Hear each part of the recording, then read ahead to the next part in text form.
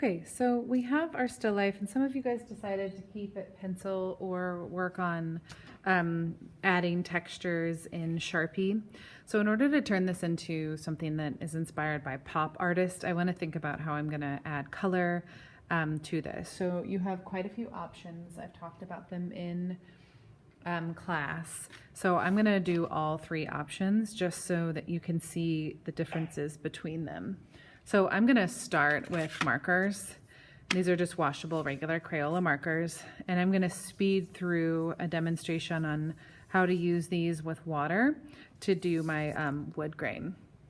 So the first thing I'm going to do is I'm going to choose some colors inspired by pop artists that will work really well together. So I'm going to do blue and yellow because I know when they mix together they're going to make green. And the first thing I'm going to do is I'm going to add a lot of color into my design. So I'll do a time lapse to do that.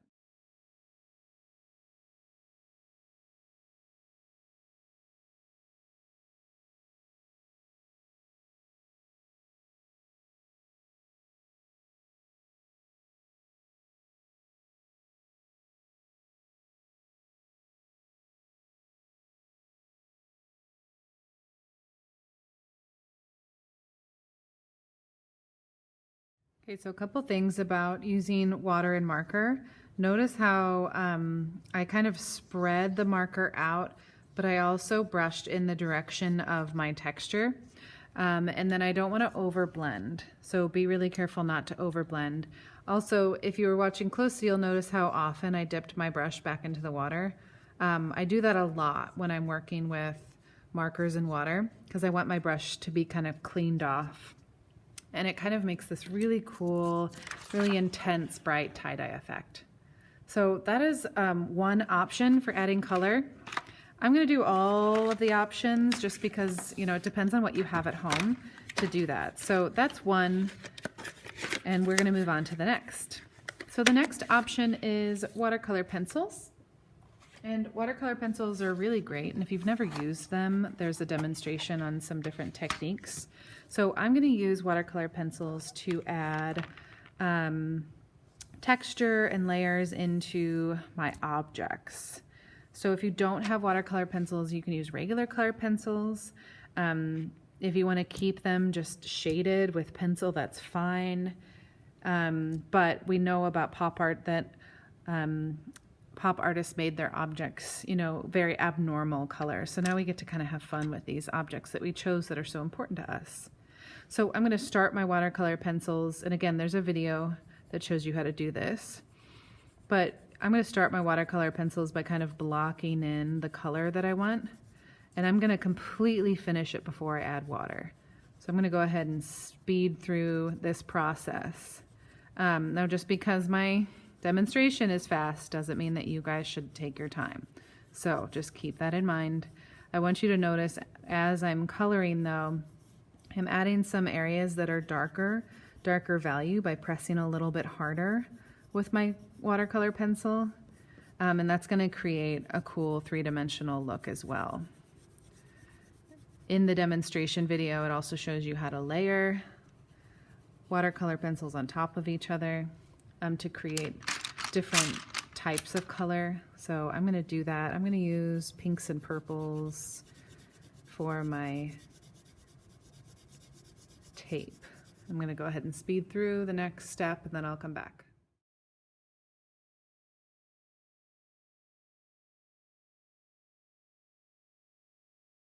Okay, so now that I've filled my paper with the colored pencil, I'm going to add water to this. And you want to be really careful not to overblend when you add water. So I'm using a wet brush, and I'm using just the very tip of my brush. And I will also want to be careful to stay within my lines. And you can see that the colors, the purple and the pink that I added on top of each other in layers, is now melting and making its own kind of purplish pink color, like a tertiary we talked about. So very similar technique if you don't have the watercolor pencils, but you have markers. It's a very similar look. It's just that on the markers you see the lines a little bit more, and the watercolor pencils tend to blend a little bit better on the paper. if you don't have the watercolor pencils and you just want to use regular color pencil, a lot of these techniques work. You just can't add water on top of regular color pencils. Notice here, I didn't add a lot of lines because I wanted my texture lines from my Sharpie to show through. So I wanted it to be really light purple so that my Sharpie lines showed through. And again, I go back and add lots of water to my brush whenever it gets dried out. And I'm being very careful about when I stop blending so that I don't end up over blending and it becoming a mess. When I'm in little details like this, I slow down and use the very edge of my brush.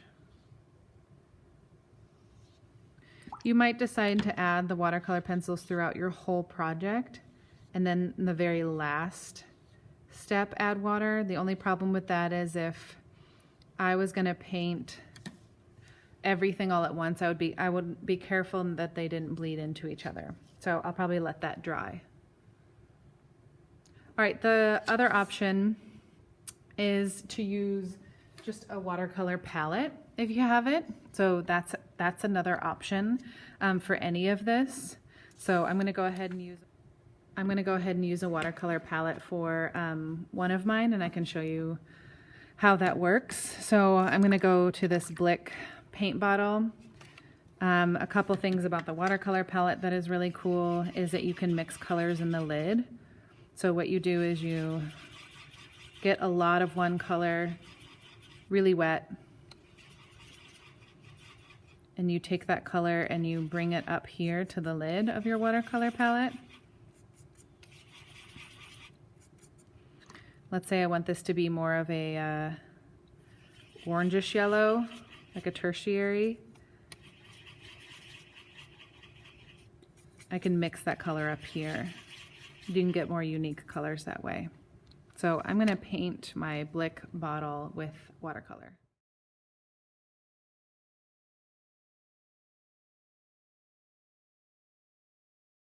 Okay, now I'm going to add pattern on top of that, but I'm going to let that watercolor dry completely before I do that. So another thing that we learned about pop artists is that the backgrounds are a really cool place to add things like pattern. So I'm going to flip mine upside down and add some details in the background with pencil or Sharpie, and then I'm going to go back in and continue working. So I really liked that Peter Max style where he adds sunbursts into his background. So that's what I'm going to do for mine. Okay, now since my background is such a big area of color, I can do watercolor pencils, and I think that would look really cool. But I'm also going to use maybe some of my paints that I have left over. Now I have so much color in my painting, my drawing so far, that I think I'm going to stick with neutrals. This is a decision that you will have to make based off of your image. So I think I'm going to alternate between white and black or different versions of gray, just so that my objects really pop in front of it. So if you're painting, if you're using your paints, please make sure to water them down a lot before you paint. So I already have a little bit of dried paint on my palette that's white and black, so I'm just going to reactivate that with water. So this is what I mean by water them down a lot. So I made a gray, and I'm going to add lots of water so that they turn into almost like liquid watercolors. The other thing you want to be really, really careful of is that you're not painting on top of any of your drawing. So I'm going to take the very edge of my brush and be super careful that I don't get that paint onto the drawing part of my project. You'll also want to put newspaper down, just like we did when we did our painting project. But notice how transparent the paint is. That's the kind of paint you want for this, because you don't want to cover up any of your drawing. So you should be able to, when you paint, you should be able to see your Sharpie lines through your paint. That's how transparent you want to make it. Okay, so I'm going to speed through finishing the background up. And again, my watercolor is still drying.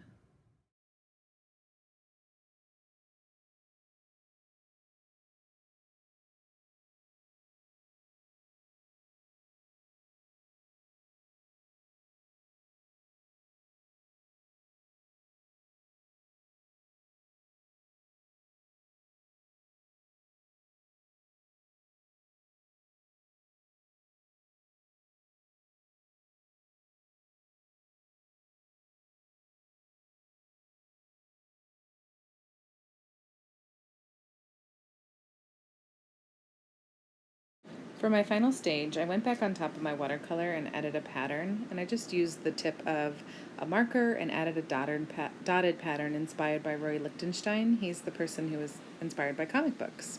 And I didn't put any water on top of that because I wanted that pattern to be solid. And then I got to decide what to use for my last object, and I went back to my watercolor pencils, added a lot of color before I added water, mixing and blending that yellow and orange together since I had already used yellow and orange in this work of art, and then finishing it with a wet brush.